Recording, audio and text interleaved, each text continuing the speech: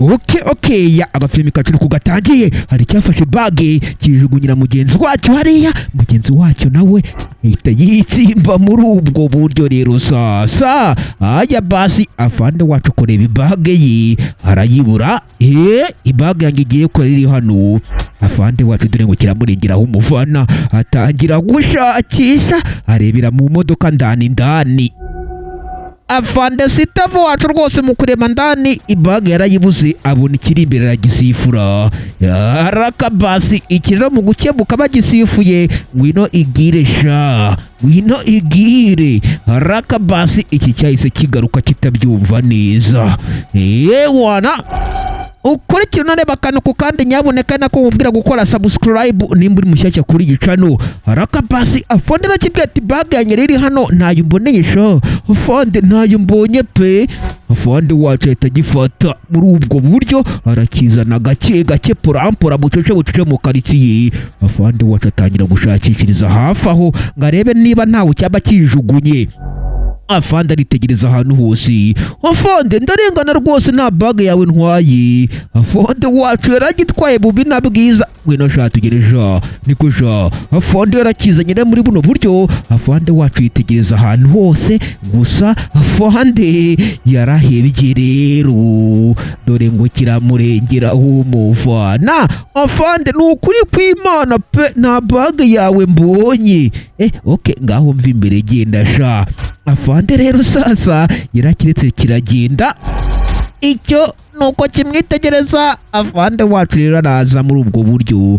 None se uvaka kanya bigenze gutera, kumbe kino ko kiza pora cyageze hano kiyita gikizwa n'amaguru, cyacapye muguru ngo uzave kuba imyaka, maze kiraza fast nk'abandi barara bose, kikita kitsimba hano neza cyane nkaho nta cyabaye. Urave kuri rudomoro wacu.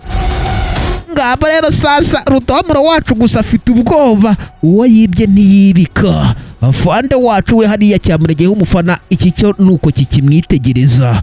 Raka basi afande aravuga ati se hano haba imizimu cyangwa yifashe mu mayungu gusa ntabyumva neza ko nari ndambitse hano bage iyi sijya haka kanya. Afande wacu aracyashakisha. Afande aragaruka nanone bagenzi, areba mu modoka ndani araheba, gusa yafashe ibyo afata muri ubwo buryo arangije ashyira mu modoka yitonze. Nta gutinda nawe rero nk'abandi bafande bose anaingia ndani ya modokari. Yaravuze tuhombye arabyimenyera nyine, reka nkarenge ubwo nta kundi byagenda. Raka barakwereka kino rero hano nuko kitsimbye hano ku ruhande. Afande ahita afatiraho vuba na bwangu, maze iki nacyo uko gihengeza rero sasa cyabonye afande aje. Afande imodoka yikubise umuriro akinyuraho. Wana yayikubise ikiboka arerekera. Iki cyo nuko kireva. Afande akigenda rero sasa cyahise kivayo muri ubwo buryo. Rero bamwita rudomoro wacu. Aza macinga gake bucece mu karitsiye yitonze cyane, abandi barara bose. Rudomoro wacu rwose n'ubwo buryo yaje. Wana arabanza acunga ko nta muntu uraho hafi. Okay kuva naho uhari rero umva sha niko ikibagi komanza rero kitakivayo. Vayo mwana yagiye.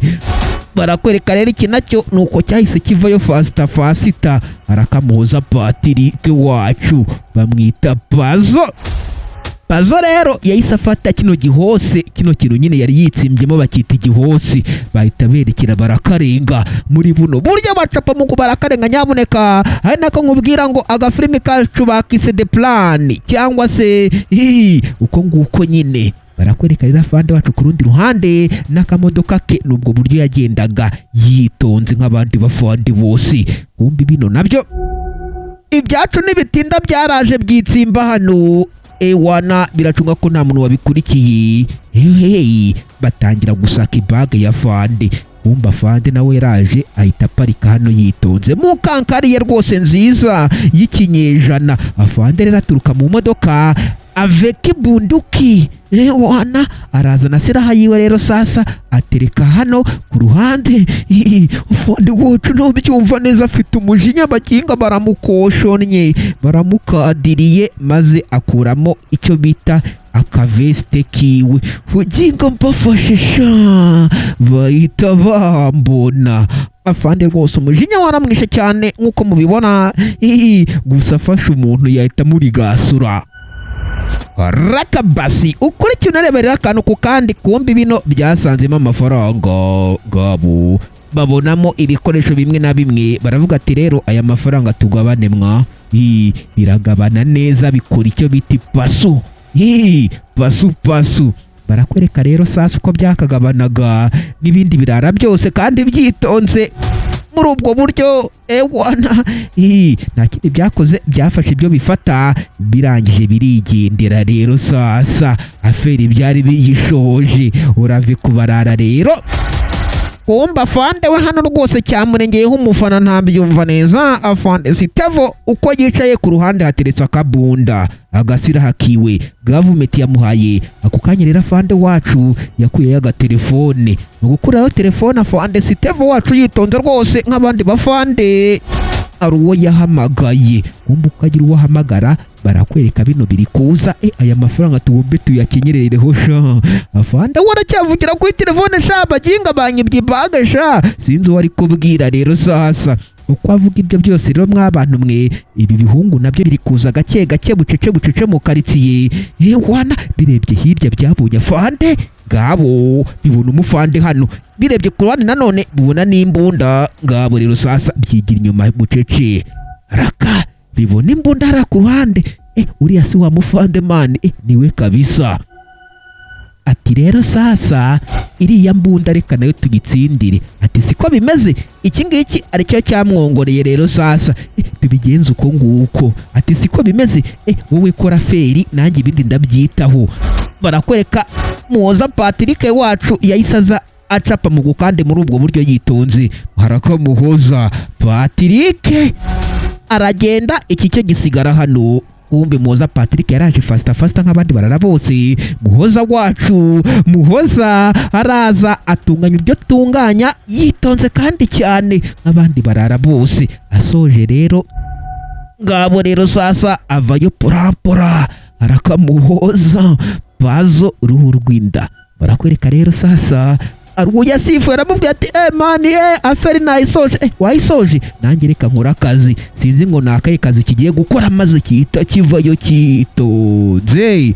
Bamwita nde? Bamwita Rudomo. Maze araza afande wacu arangaye. Rudomo araza ahita batura imbunda ya afande. Rero sasa afande aramubona ahita murya inyomeko kandi vuba na bwango. Bapfubiranye na Muhoza Patrick barabisikana. Iki kiraza kitonze rero sasa nk'abandi barara bose, nta mikino. Kiraza gihita kitsimba muri cya kihose.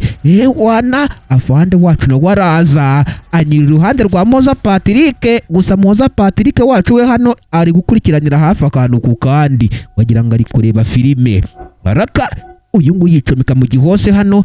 Wana ahita yegama ku rukuta. Afande nawe wacu ahita hagera.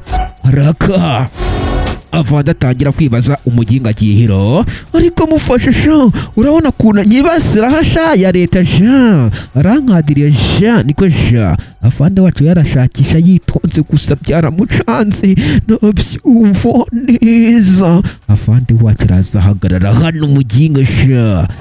Wana kumbi hari icyaturitse rero. Mu guturika ako kanya hari icyaguye iruhande rwa afande. Kumbi Muhoza Patrick yaje guhengeza, yitegereje neza abona umufande hariya, kino kitagikizwa n'amaguru kirigendera. Haraka Muhoza Patrick wacu we afande abona imbunda ye. Reka turibijo. Afande rero abonye imbunda ye, afande wacu arazamuka yitonze neza cyane. Mu kureba neza abona ni rumwe rwa rumwibye imbunda rurirashe. Afande wacu arakibwira ati ni wowe wizize wa muginga we, guma hamwe. Afande wacu rero yarigendeye muri ubwo buryo. Hari n'aka filime kacu kagera ku musozo wako. Mbabwira ngo mwirinde kwiba kuko nta keza kabyo. Imana ibandebira icyoroshye mwe mwese twabanye. Ndabakunda cyane cyane. Caho caho.